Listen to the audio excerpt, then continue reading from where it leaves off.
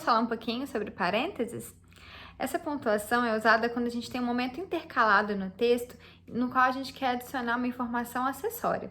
Informação acessória é aquela que pode ser retirada do texto sem que haja prejuízo para ele. Então, assim, às vezes a gente está dando alguma explicação, fazendo um comentário, alguma coisa nesse sentido, mas se eu tirar a informação que está entre parênteses, não vai prejudicar de forma geral a leitura do texto. A gente vai conseguir entender o que ele quer dizer, né, sem que tenha essa informação.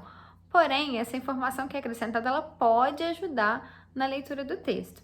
Vamos lá. Então, em primeiro lugar, a gente vai usar os parênteses quando a gente tiver algum exemplo.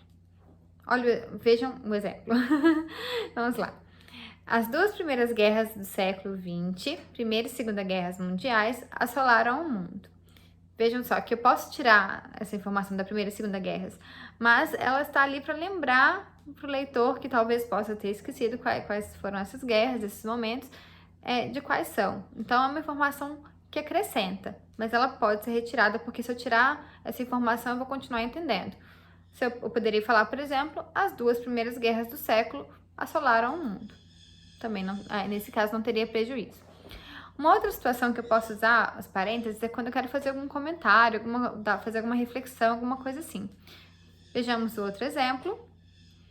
Ela diz que cumpriria sua parte no combinado. É o mínimo que poderia fazer, né? E aí a gente fecha, né? Esse trecho é o mínimo que poderia fazer. É um comentário que eu fiz. Se eu tirar esse comentário aí do texto, não tem prejuízo nenhum para a informação principal.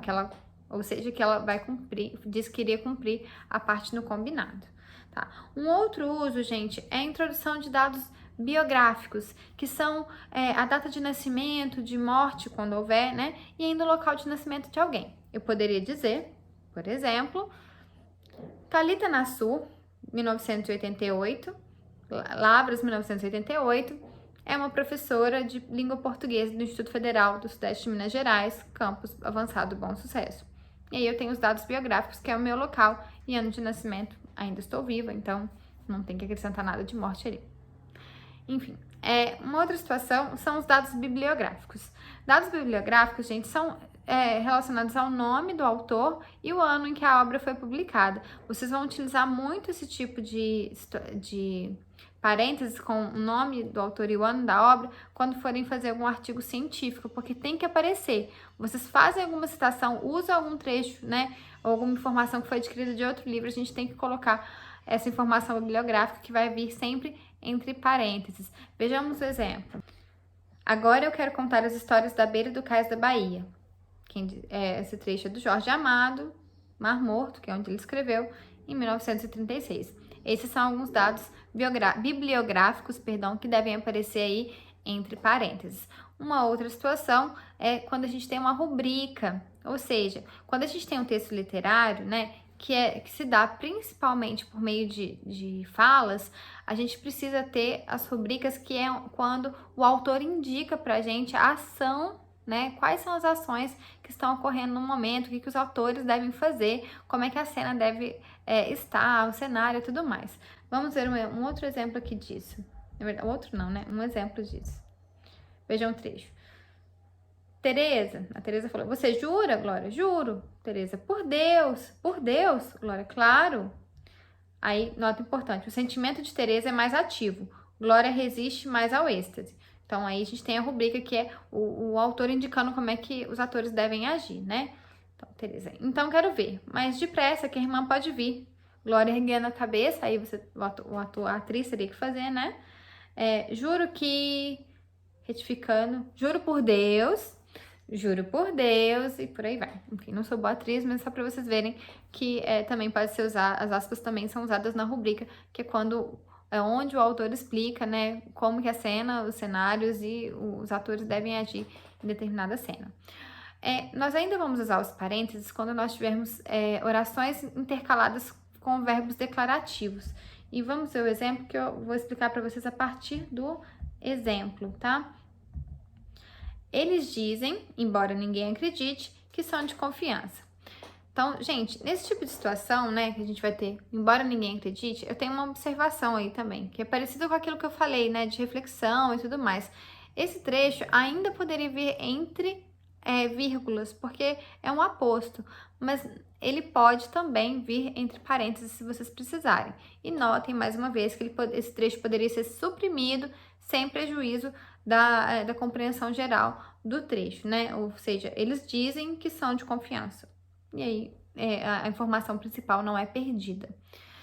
Nós ainda vamos utilizar os parênteses sempre quando a gente quer explicar o que alguma sigla significa, ou seja, a ONU, Organização das Nações Unidas, tem vários programas de voluntariado online. Então, eu expliquei o que significa a ONU. Inclusive, essa informação é verdadeira, viu, gente? Existem várias formas de vocês se voluntariarem, caso tenha interesse, e vocês podem fazer isso sem sair de casa. E, por fim, para a gente terminar sobre os parênteses, a gente vai usar ainda quando a gente tiver possibilidades de leitura. Ou seja, vejam um trecho. Senhor, e aí você tem o azinho, ou senhora, ou prezada, prezados alunos, o prezado aluno, eu posso pôr o plural, tá? Ou colocar no feminino. Então, são possibilidades diferentes de leitura que o leitor pode ter. Então, se você for uma mulher, né, vai ser prezada leitora. Se você for um homem, você vai ler como prezado leitor, e aí os parênteses estão indicando as possibilidades de leitura. Uma última questão em relação ao uso dos parênteses, gente, e é importante, é qual que é a diferença, né, de uso entre o parênteses e o travessão. Em algumas situações, você vai poder usar os dois, porque, de forma geral, os dois indicam aí alguma observação, uma informação acessória. A diferença é que o travessão geralmente tem o objetivo mais de enfatizar essa ação, mais do que o parênteses, porque o parênteses é mais uma observação.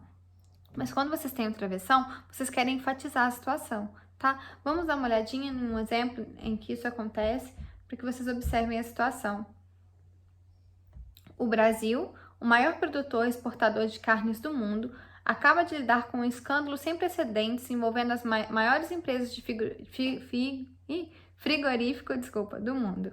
Além de casos de corrupção, houve denúncias de violação de normas sanitárias e de uso de matéria-prima inapropriada para a produção de embutidos. Vejam só, essa informação, né, de que o Brasil é o maior produtor e exportador da carne é essencial para que a gente entenda a gravidade da situação. Por isso que a gente precisa colocar ela entre travessões, porque é uma informação que tem que ter, que a gente quer destacar mais ali, ok? É um trecho que poderia ser suprimido, mas ele está ali para acrescentar mais informações. E nesse caso, como eu usei o travessão, eu quero enfatizar ainda mais. Mas, enfim,